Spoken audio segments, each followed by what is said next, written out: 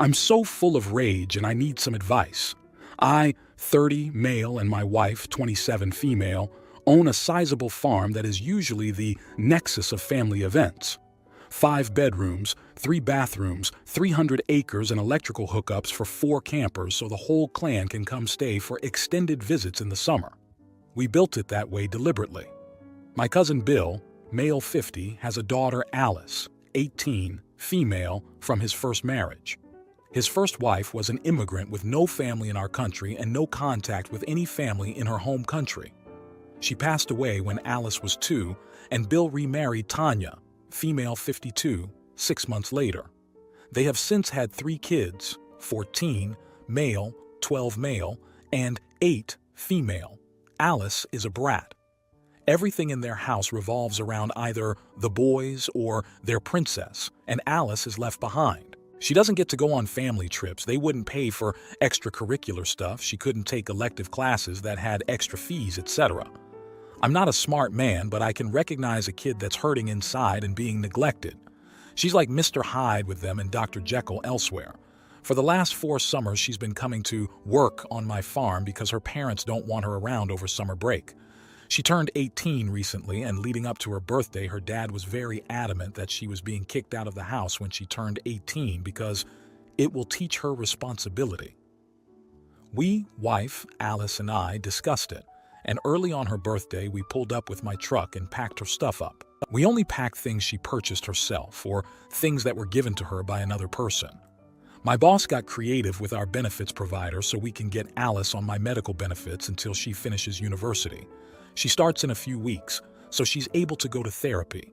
He reads this subreddit a lot, so even though this is a throwaway, I know you'll read this, Chief. Thank you, and she's able to get back into sports while still saving her money. This is where it all comes apart.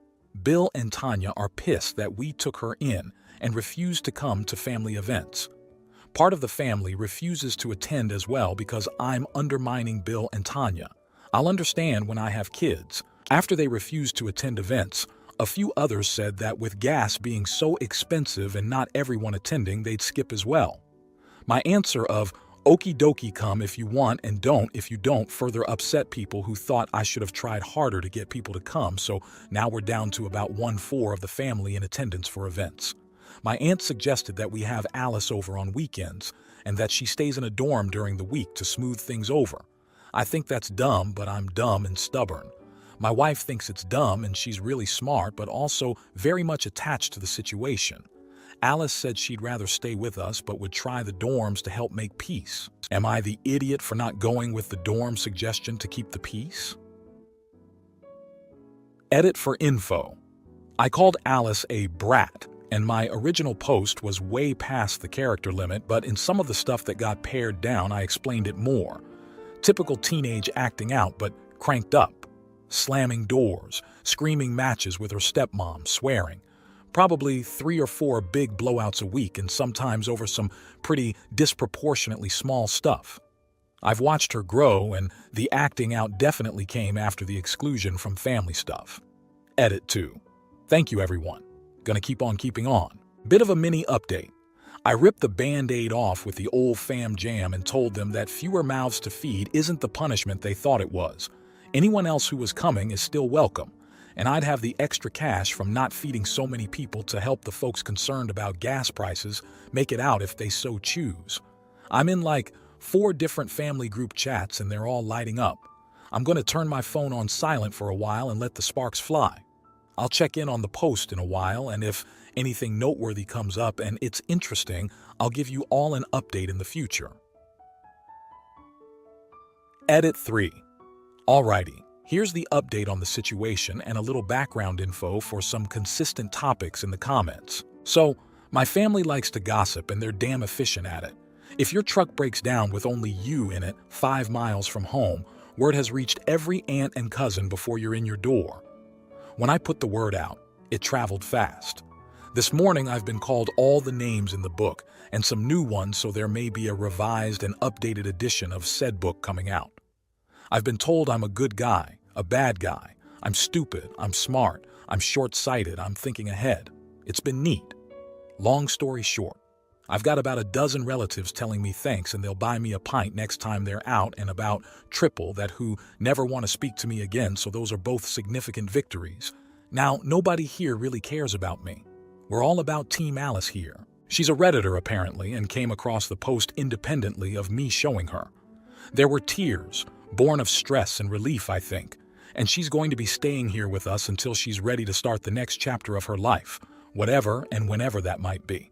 She's got classes picked. Her college picks first-year classes for you for the most part, so it was a couple electives, and is looking into the Women's Rest League for a hockey team when the season starts, so she's all set on that front.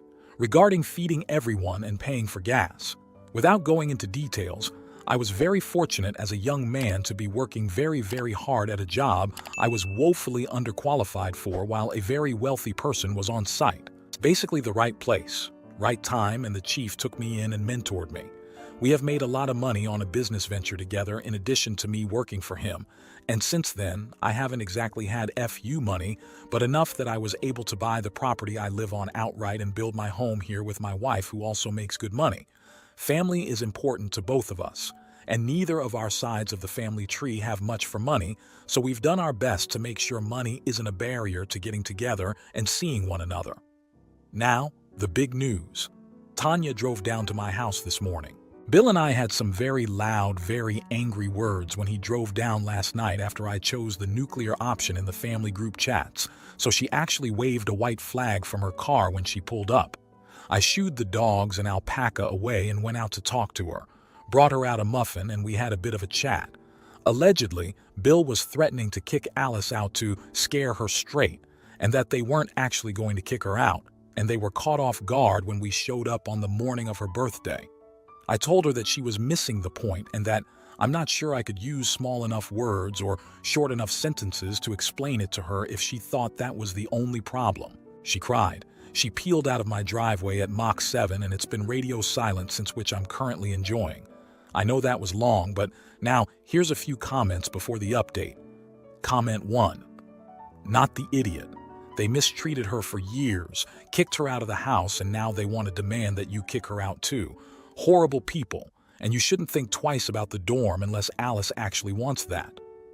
Then the original poster responded with, in our conversations about the dorm, I told her that it was 100% her decision, but that I really didn't care about cousins. I only see when I'm feeding them show up, and that I wanted her to make the call that made her happy. Consensus between her and my wife seems to be that maybe in a few years the dorm would be a good step between living at home and getting her own place, but staying with us for now is what she wants.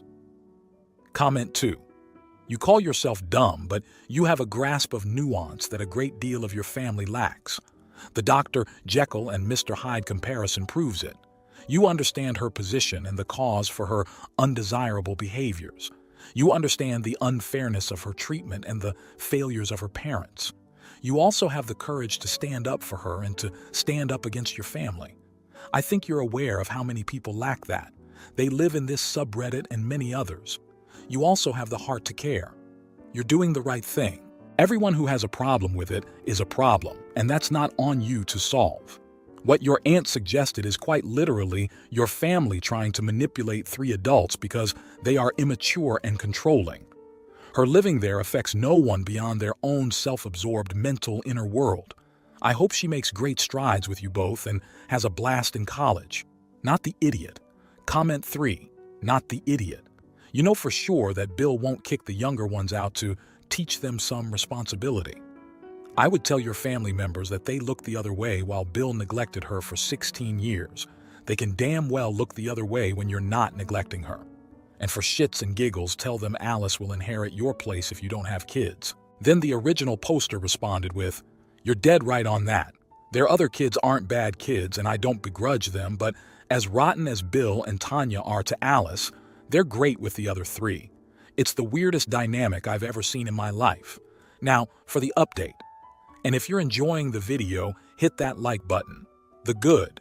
A year later, she's a year into an engineering degree. She's been playing lots of hockey, raised a couple of steers all on her own, and at her therapist's recommendation, she's down to monthly sessions after a brief stop at bi-weekly after starting with weekly. She's the same sweet kid, but without the extra unneeded stress of being treated like an also-ran alongside her younger siblings. The bad. Her dad showed up about a month after my original post, and there was a confrontation of sorts that ended with a peace bond being issued with restrictions on how Bill and Tanya could contact Alice, myself, my missus, or a couple other family members that got involved.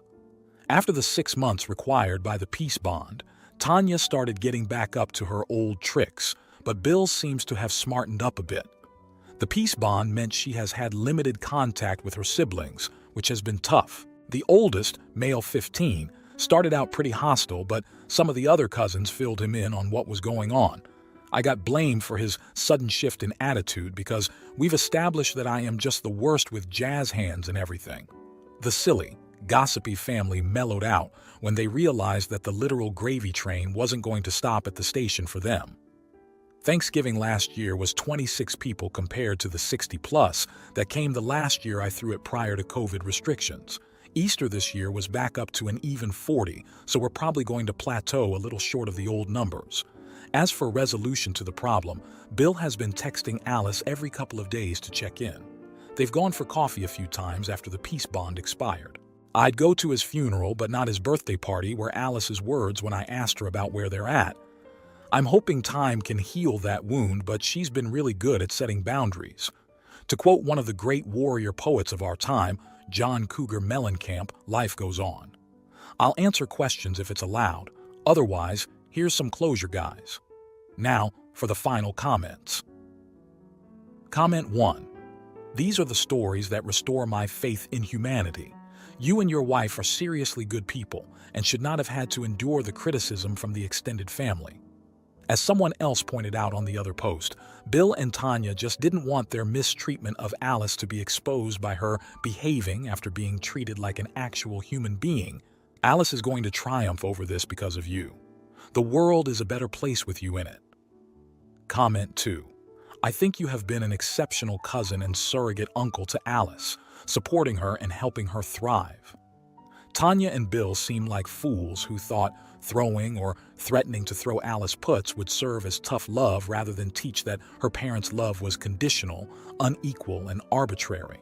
Then the original poster responded with, "Yeah, the two of them are a bit of mustard shy of a sandwich sometimes.